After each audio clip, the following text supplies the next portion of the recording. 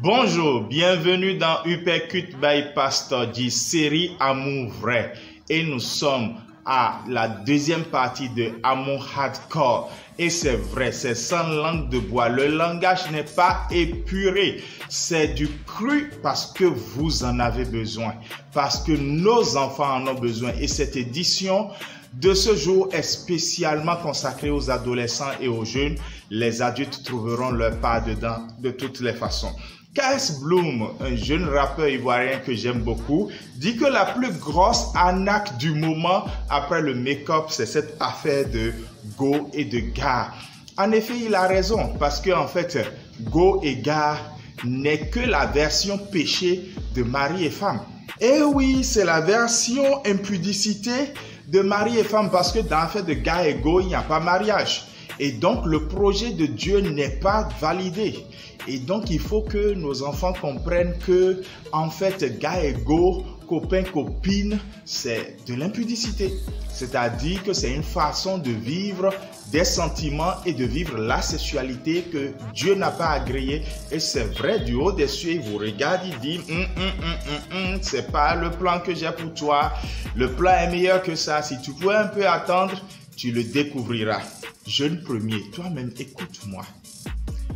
Gars et go font exactement tout ce que mari et femme font.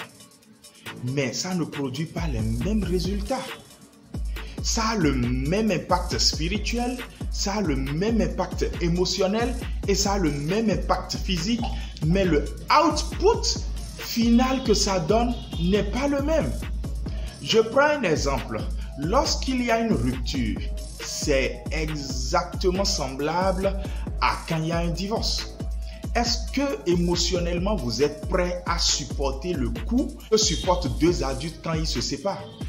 Pour des adolescents et des jeunes, c'est trop fort. C'est pour ça aujourd'hui qu'il y a un thème consacré pour ça en Côte d'Ivoire, le Goumen. C'est terrible. Les gens ne croient plus en l'amour, ils croient en l'argent parce que finalement, ils ont reçu tellement de blessures. Jeune premier, écoute-moi bien. Ce dont tu as besoin, ce n'est pas d'une go. Ce n'est pas d'un gars. Tu as besoin d'amour.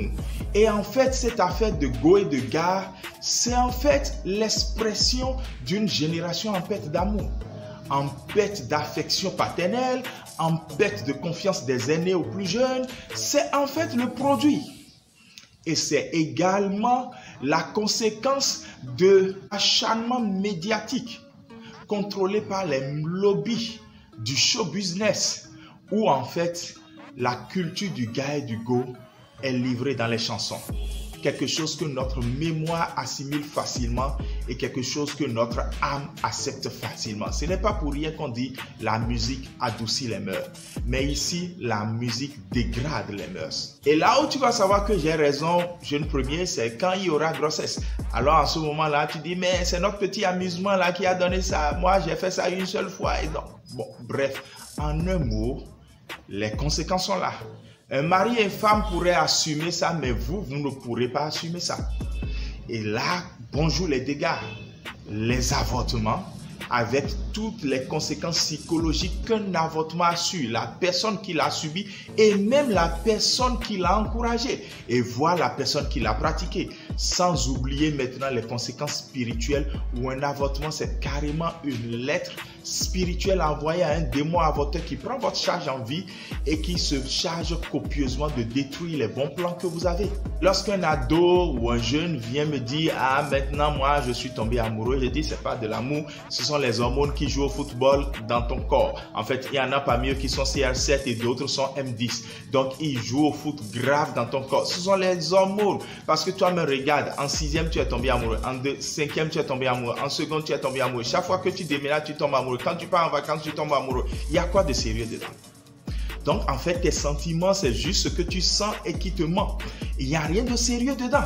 Pour le moment, c'est juste que tu as besoin d'un accompagnement sérieux pour refocaliser ce débordement d'émotions que tu éprouves à l'adolescence et à la jeunesse, pour le diriger vers quelque chose qui te construit et pour le diriger, pour préparer ton corps aussi et pour préparer ton cœur surtout à connaître plus tard la bonne personne. Et justement, je vais finir avec ça. Connaître la bonne personne. C'est ma touche finale aujourd'hui parce que au fond, vous ne pouvez pas avoir vécu tout ce que je viens de dire et dire maintenant que vous voulez bâtir une vie de couple sérieuse. Aujourd'hui, je vois plein de fiancés, donc des gens qui sont en âge de se marier, qui s'engagent avec quelqu'un, une dame ou un jeune homme et qui ne sont pas capables de donner.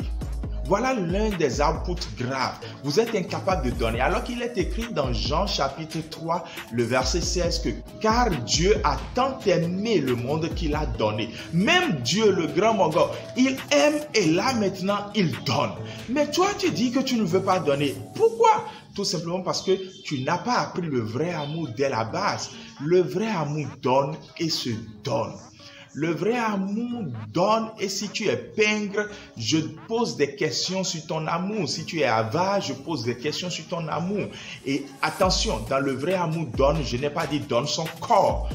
Ça ne donnera jamais son corps avant le mariage.